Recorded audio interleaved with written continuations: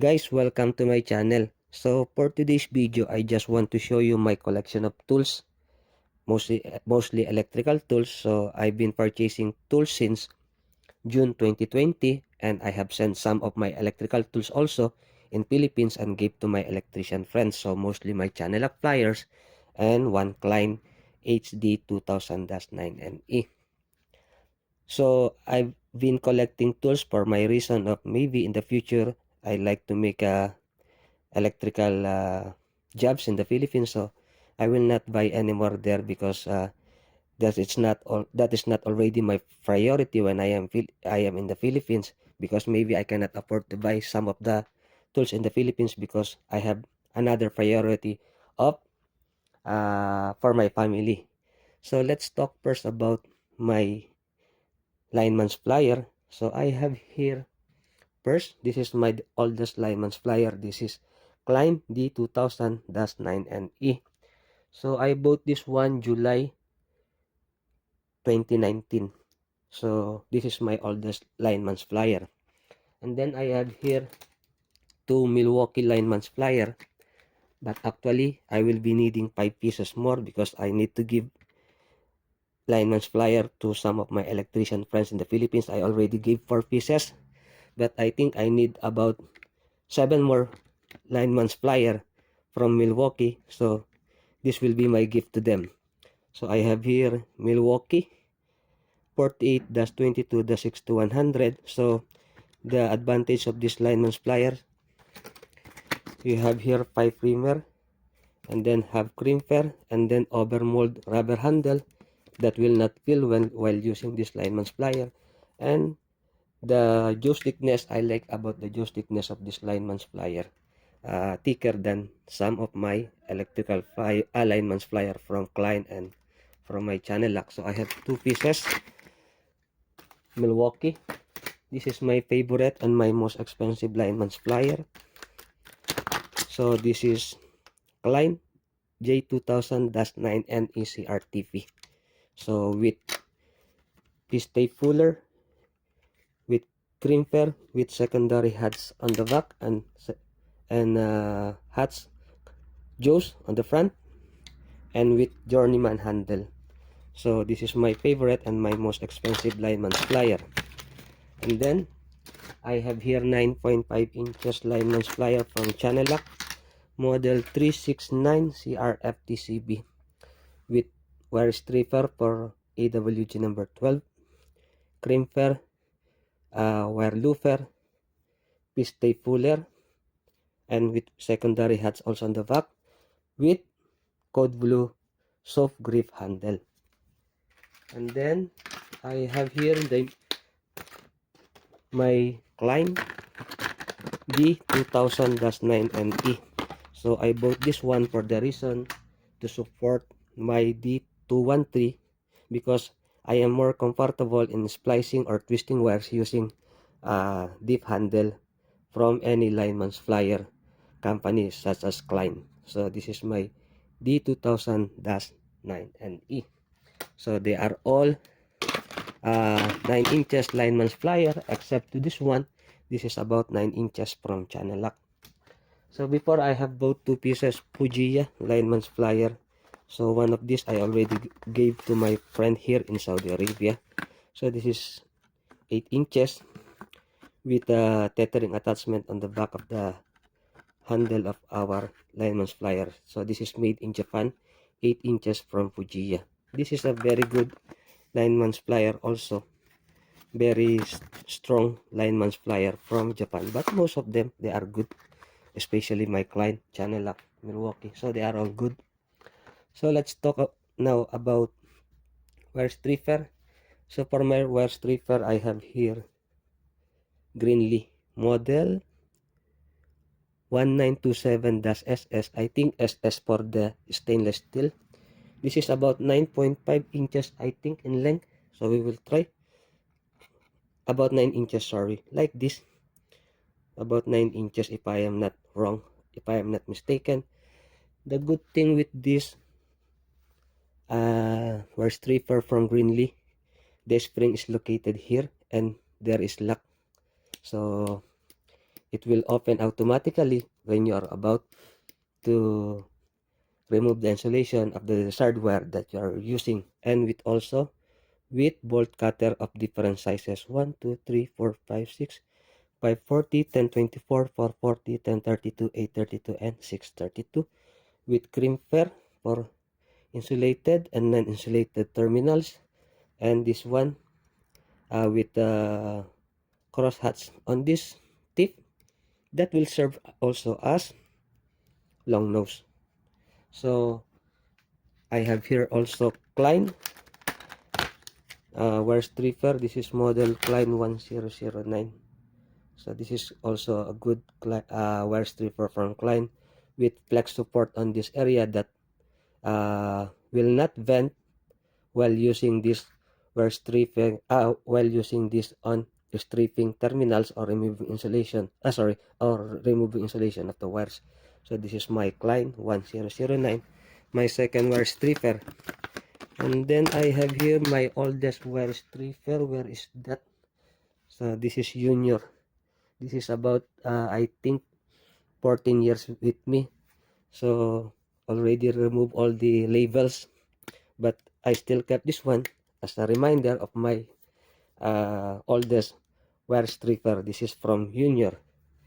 And then we will talk about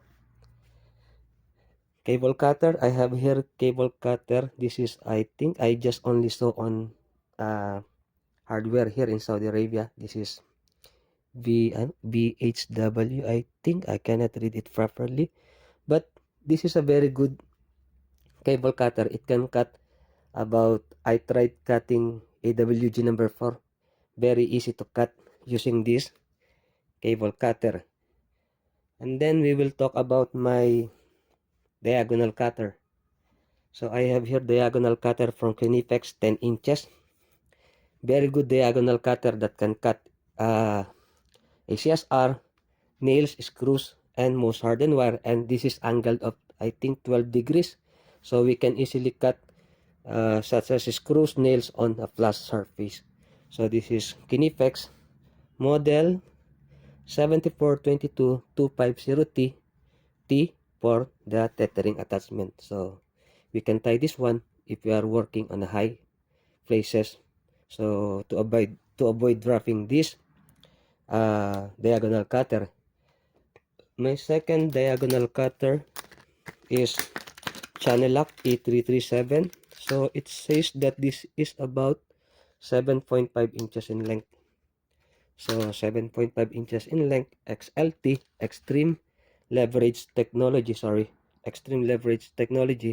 So we can exert less effort on cutting materials such as wire.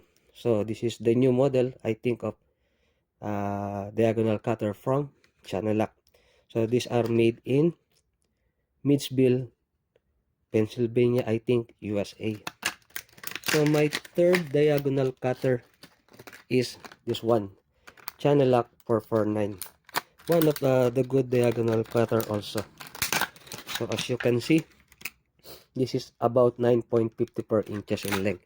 If you are going to compare from our 9 inches lineman's plier from Klein, so a little bit longer with our lineman's plier. So this is also angled. I don't know how many degrees this is angled, and the good thing also is curve on this side and angle on this side. So on any position, we can reach some materials that we want to cut, especially nails and screws, on a flat surface. So this is Channellock 449 with soft blue grip handle also. My fourth diagonal cutter, so this is one E338CV. This is about 8.25 inches in length. So extreme leverage technology also. So same with this one, with code blue handles.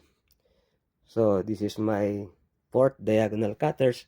Mostly my diagonal cutters are made from Channellock. So let's talk now about my long nose. So actually I have one pieces long nose plier also from Channellock, code blue. So maybe you will be asking why I have only one long nose plier. Actually, I want to buy about 1 or 2 pieces long nose plier, but for the meantime I can use this one as I have said. This one I can use as long nose, and this one also, it has a pictures of being a long nose also. So for the meantime I have only one long nose plier. So the model of this one is what is this, 318 CV. So very good long nose plier. I can cut big sizes of wire using this one. I tried this one to cut on AWG number 4. It can cut easily, and very good, very sturdy long nose plier from Channellock. So this is my one and only, for the meantime, long nose plier. And then we will talk now about my screwdrivers. So I have here screwdrivers from Greenlee. This is 11-in-1 screwdrivers from Greenlee. So as you can see, we can interchange the bit also. So this is 11-in-1 screwdrivers from Greenlee. So this is one of my screwdriver collection from Greenlee, 11-in-1. And then I have here screwdrivers from Vera. This is Chiseling screwdrivers. One is Philip number 2, and the other one is, I think, I don't remember, maybe this is 9 mm. So this one are hexagonal shank. This is 6 inches shank, and this is, I think, 4 inches shank. So we can hammer this area if in case we are about to lose or to tight some hard terminals. So we can use this area. We can hammer on this area in our special jobs that we are like to lose some hard or stuck up screws terminals on our job. So this is from Vera with hexagonal shank. And then I have here Klein 6 pieces screwdriver set with a magnetizer and the magnetizer. So this is Philip number 1, and then Philip number 2 round shank, 3 inches, 4 inches shank, and this is Philip number 3 with 6 inches round shank. And then I have here 516 screwdrivers from Klein, if I am not wrong, with square shank with 6 inches square shank.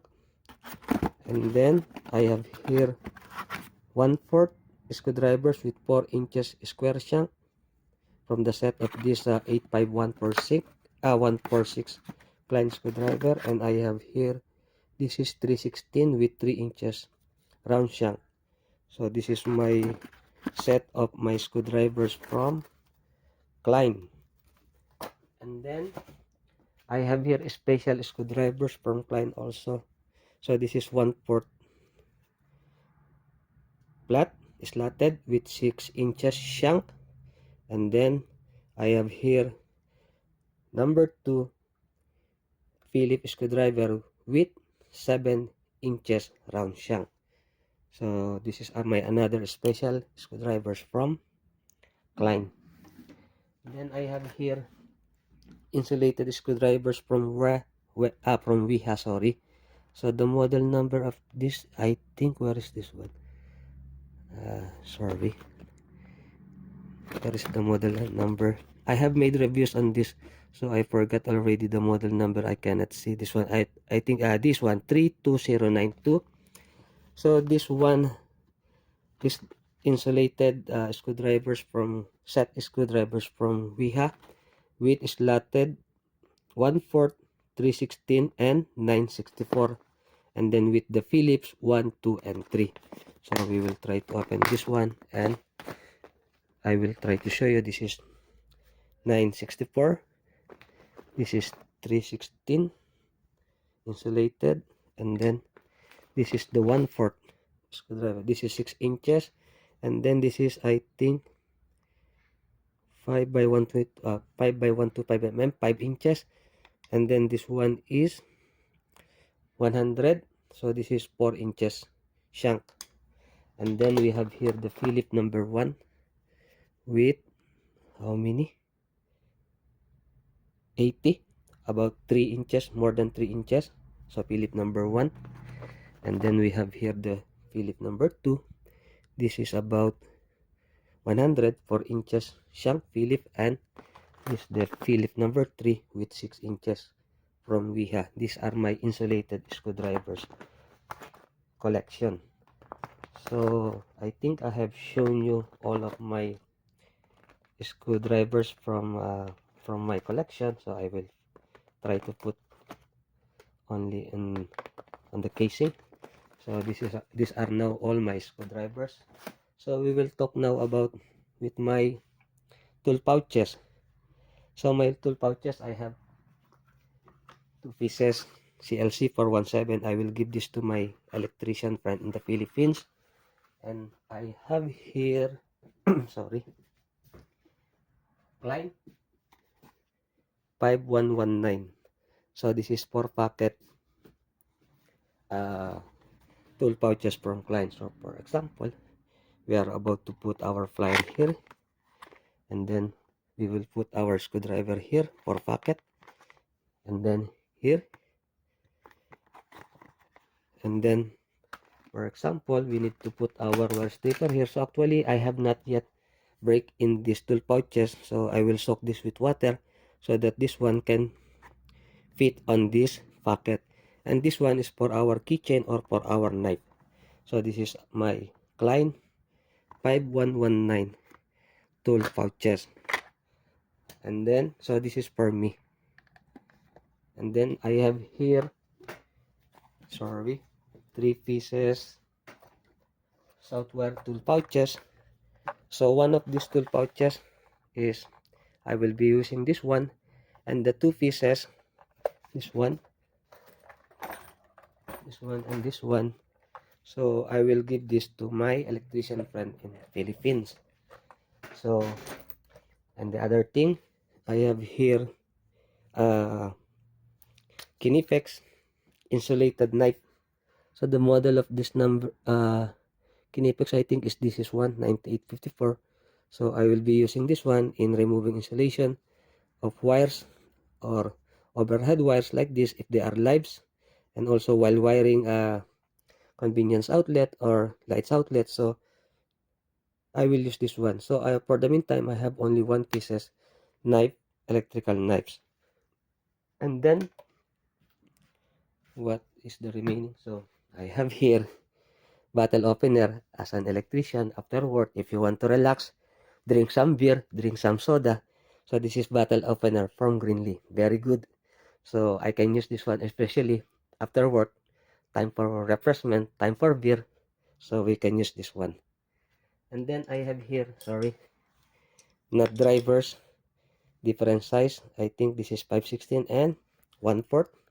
So I have 2 pieces nut drivers, ordinary nut drivers, but very good. I have bought this only on some hardware here in Saudi Arabia, but I think this is good nut drivers. And then I have here, I just want to present only to you all of my tools. And then I have here cable crimper from Horus D. I bought this on Amazon from United States of America to Saudi Arabia. So this is my cable crimper. So this one can crimp from 6 mm to 50 mm. So another collection. And then my cable cutter. This is 24 inches cable cutter from Hyundai. So I think this one can cut up to 240 mm size of wire, squared. So very good, also very good handle. So I bought this one. So actually I am a tool collector, but I think I have this is not a complete set or complete tools. So I'm still looking for some tools that I need on my future plan in the Philippines. Mostly I don't have yet Migger. I don't have I need to add some collection in my multimeter. So I have here multimeter This is from Sanwa. So this is already 12 years from me. So this is Sanwa, from Sanwa. 12 years or 13 years with me. So very good friend. Actually, 13 years is enough, but still working good for this Sanwa. I think this is model. Where's the model number? Sorry, I forgot the model number, but this is made in Tokyo, Japan. If I am not wrong, I don't know. I want to see the model number, but maybe later. And then I have here my Kyoritsu with true RMS clamp meter. So the best thing with this clamp meter, this has AC and DC voltage. So we have here for the AC and DC, and this one is auto rings up to 1000 amperes. So I have removed the battery, but this one with true RMS, as you can see. So good clamp meter from Kyoritsu. And then sorry, I have here one old clamp meter. I will try to show you. Just wait. This one. So this is also old without battery. So this is Kyoritsu. Same with my Sanwa. This is about 13 years, I think, my Kyoritsu. So guys, for the meantime, just these are all only my collection of tools. So what do you think? What are the tools that I need to buy, and uh, what are the tools that is missing on my collection, so need to purchase for my future plan? So I have already piece tape, ordinary piece tape inside my cabinet. I think this one. So I have ordinary piece tape in my one box, and but I need to buy one piece tape with housing such as Klein, also for using in wiring building and commercial. And I need to buy some tools also, mostly for industrial work. So guys, thank you for watching my tools collection of electrical tools. I'm sorry for my English. If you have not yet been subscribed to this channel, please consider subscribing. Have your comments below. See you on the next video, guys, and have a blessed new year of 2022 to all of us. Thank you for watching. This is Chris Ampere at your service. God bless you all.